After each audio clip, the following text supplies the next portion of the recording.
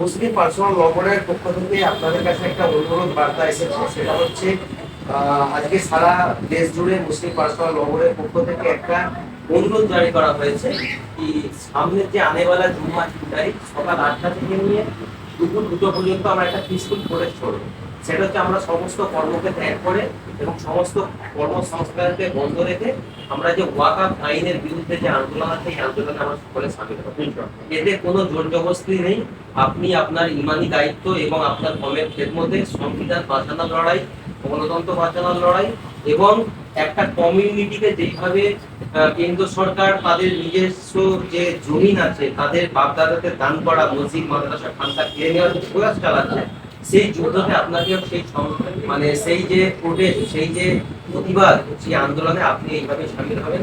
প্রধানকে আমরা সকলে বন্ধ রাখবো। এটা কোনো জোর জবরদস্তি নেই, এটা আমাদের নিজেদেরই লড়াই, এটা নিজেদের লড়াই, আমরা নিজেরাই করবো।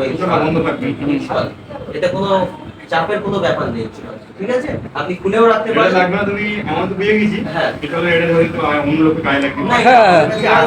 এটা আমাদের কাছে আছে, আপনি আপনার কোনো বন্ধু বান্ধবের কাছে পৌঁছে হ্যাঁ, ওটা তুমি শেয়ার করে না না,